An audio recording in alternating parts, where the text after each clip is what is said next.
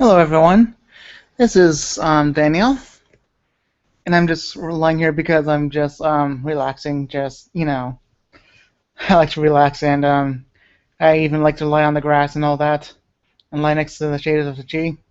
But this is not what the video is all about. This video is all about prophecies of miracle, and they're evident. And the reason why I say they are evident is because, you know, they always happen to people, and the funny thing is they always happen to me. The miracles are the ones that always happen to me, and not always the prophecies, but the miracles are definitely the ones that always happen to me, and that's what I mean by they are the one that always happen to me. It's the miracles. Now the prophecies, okay, let's see where it can begin. Now you know that space is like full of stars, and it also has many stars. But imagine that for now, as Earth is rotating around. Well, from what I saw, Earth and the Sun were near the center of the universe, or something like that. I don't know, but I know that the fact that Earth has many very interesting metal structures around it. It's not like the Moon is the same, but really, Earth is all structures, all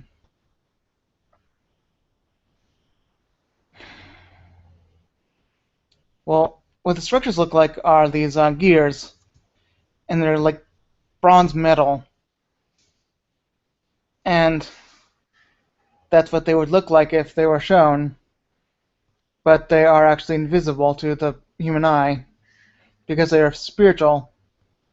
These things are called the spiritual things because they're of God, and they're all intertwined together to make the earth, say, connected or something like that. I don't know, but that's what I believe anyway.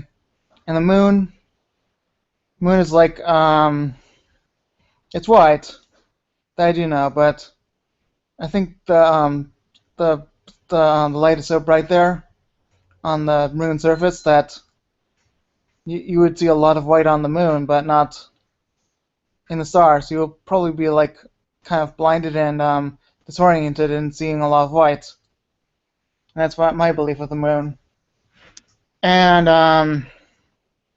if I were to say that the Earth is in the center of the universe, well, we're the center of God, as in creation of God, but I think that Earth is basically the center of what God would consider his creation, because he created the Earth. Um, he didn't create the Earth exactly first. He created light first, I think. Actually, no, he created the Earth and the heavens, and the heavens did come first. So basically, it was the structures that were invisible and from the naked eye, and then the um, space itself, the space and the whole thing. Then Earth was formless and it was void. It had all these structures coming first. Now let me tell you that I even saw the center beam, the center machine that was all it was basically like a dial, you know, the dial. Well, in the center of it was this dial, and it was like a huge gear. It was like gosh, no metal that we have today, but it was what you would find if you were creating molten metal in the very center, not in the very center of the earth. It's near the crust of the earth where it is lava and burning. Well, that's what it's made out of. Like the stuff is material that you can never imagine. Plated with it's plated with bronze. So basically, when Jesus would say that he would make a new earth, a new heaven, he would do it in 7 days, I think, again. But he would also destroy the earth and the heaven with this pressurized gear thing. I don't know. Not like the earth is floating or anything like that. But it's also a spiritual gear thing, or whatever God created with. Heaven will have buildings. So that's evidence that we know that Jesus is creating all these buildings. He can create anything, even life. Now the funny thing is, he can create these gears to pressurize, but he can also create this gears to just keep the Earth afloat and keep the Earth steady. And Saturn, I don't know. I also noticed that there was a whole lot of whole lot of well, there's a whole lot of I don't know. There's a whole lot of people that to say that Earth is all round. I say it's round as well, but the gears on Earth, they're just they're making things afloat, and then the connector things that connect the rocks.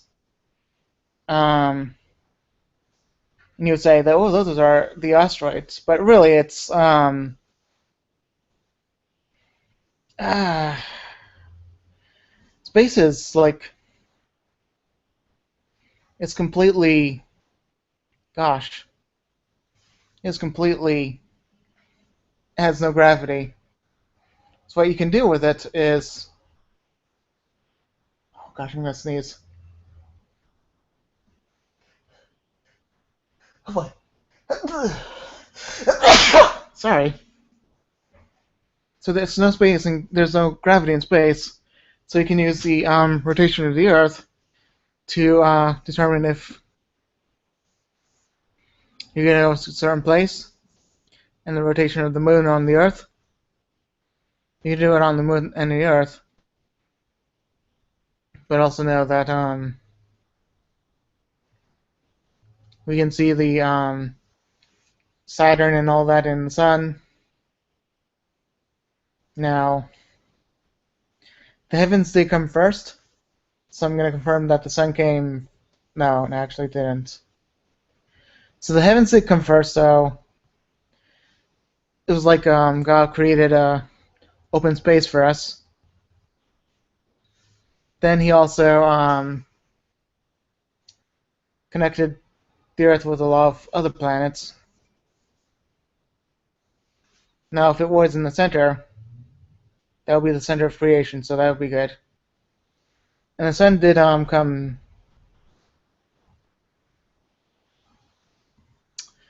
Oh, I don't know, like it came on the fourth day, and Earth was created in 3 days, so we didn't know. We have confirmation on that.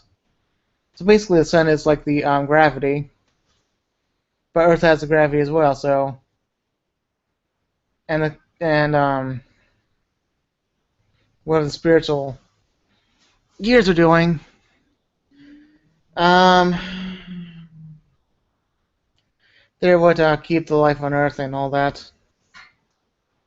Now, I don't really know what they are all about, but I do know that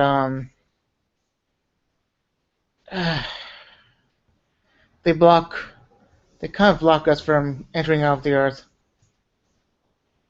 But on one chance, there was a few people that managed to get out of the Earth, but a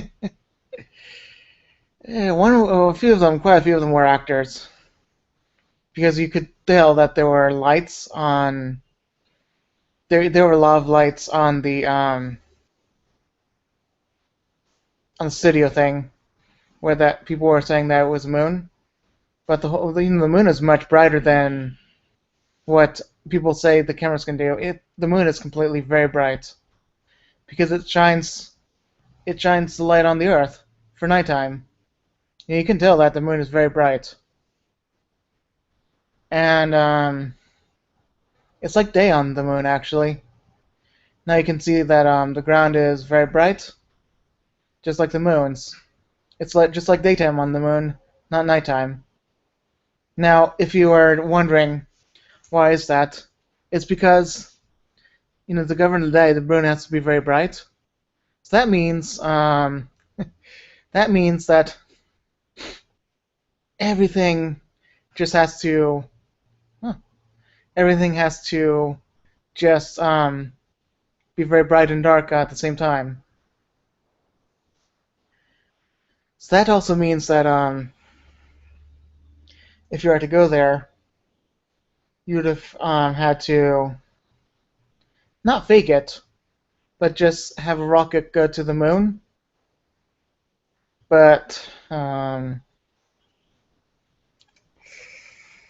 don't know. I think there was what's the main Barker's name? But um, the famous person. These people become famous because they went to the moon for the first time. I would say that for a conspiracy theory, but if we were to go on the moon now, well, do we have the technology for it? Because do we have the technology for it back then? And was there ever a flag on it? I'm not doing this for conspiracy theory. I'm just saying that because we're not doing it now, we're just putting satellites in space. I don't know. Because the moon was just back then really it wasn't really that possible back then. Now the flight to the moon was hard, but with the technology, but then you could fly into space, but not possibly not to the moon.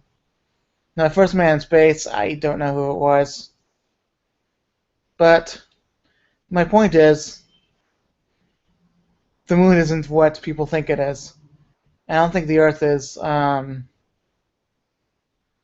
It's much bigger, so they got that part right. But then again, how bright is the sun? Is it like a star? Who knows? And why do we not see the sun in that moon video? Because isn't the sun supposed to be like a very bright star? Isn't it supposed to be blinding? That's my exact point to you, because I don't think we've actually managed to get out, because there are these blockade things in the way that we can't really get through. That's what God intended to do, because they're spiritual, but they're probably physical in things as well. Probably physical as well. So basically, I don't know, just basically, that's all I have is. Oh, and the other prophecy was all about this amazing. It's about heaven, my time in heaven. Now it tells a story, but also is symbolic. So it's symbolic as well as a story. But I know what it means. So basically, the symbolism of that, with God saying that, is he said that it would be like that one game that it's personal, but the one game called Tanks, not the real tanks, but the actual lines and triangles and mountains.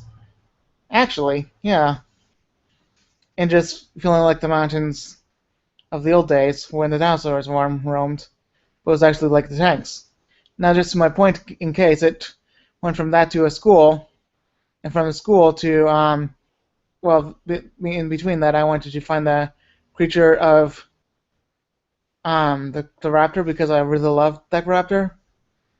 It turned out that I found her, but then she was like my mother, and I was also eating meat, like actual cooked meat. And I told the men, "Cook that meat, please." And then they gave me cooked meat that was huge, and it was for her and me. And then the part that really what really means is I will be the guardian, and she will be like my mother because I probably don't have a real mother there. Anyway, the whole thing is pretty amazing. Now, because I really want to show you to this to you because I'll be like the cornerstone of that foundation of the creatures I have, and she'll be like the cornerstone on top of me. I'll be the center cornerstone, and she'll be the cornerstone on top of me, and everyone will build it each other on top of that. And I don't know if you've seen those before, but it's it's quite amazing to see that those. Who knew that God can actually use a creature created by the heavenly body that God puts life into? Just you know, it's exactly what I have. I was just looking for it, but I just had to find the instructions, and then there I go. It's the well, actually, I just had to find the instructions and then exactly wait for it, that creature or her, and then I will have had her as my mother, not my real mother, but my actual uh, protector of sorts, and I'll be protecting her because God said that all men will be like sons and daughters, and His creation will be like His pets or sons and daughters, depending on what they're like. Like sheep are, they're the animals are practically symbolic. What my creation is basically all about is about the persecution of Christianity because they've been persecuted badly even today because atheists would use a raptor as a what's this all about? Hmm. Uh, well, yeah, that's what they would do.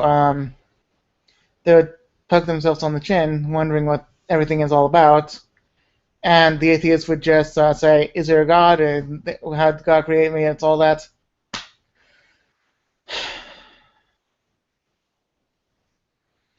But the worst persecution is not yet to it's yet to happen. The worst persecution will be the death of the mother that I really looked for, because she will be slaughtered like you know how cows make how do you know how burgers are created? Well, that's the way she'll be dead, exactly like she'll be slaughtered like that. And I don't think there will be anything left spare for her to actually come back because she'll be forever with me. Well, that's now we can't create humans, but we can create creatures. That's what my belief is. Now, they're already there, but they are not here yet because well, they've been wiped out, and yet we're yet to have the actual um, machines for it. Because when the machines come, when they can become cheaper and much easier to use, then we'll have oh man, then we'll have a massive problem with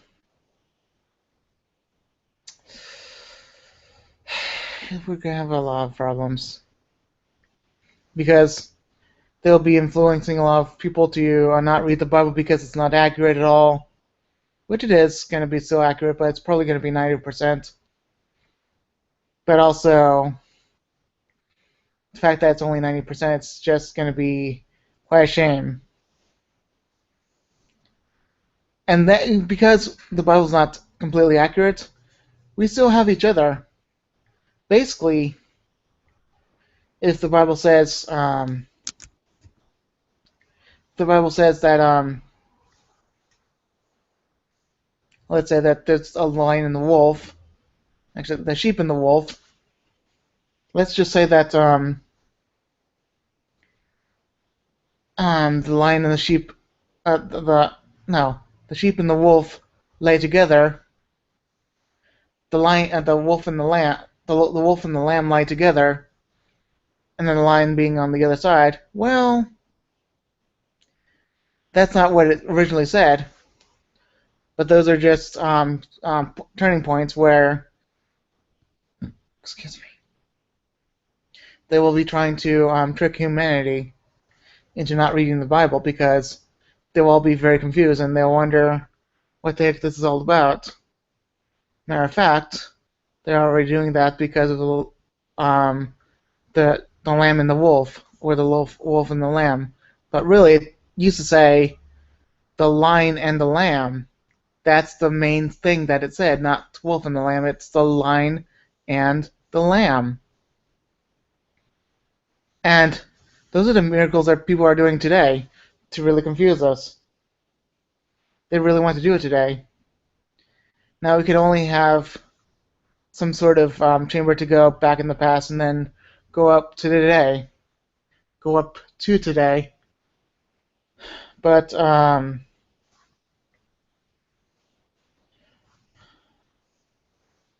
really, but in the future, we will have much greater technology and much greater deceit. And it does say, if possible, he will deceive the elect, which means the chosen ones. And I'm having an itchy nose again.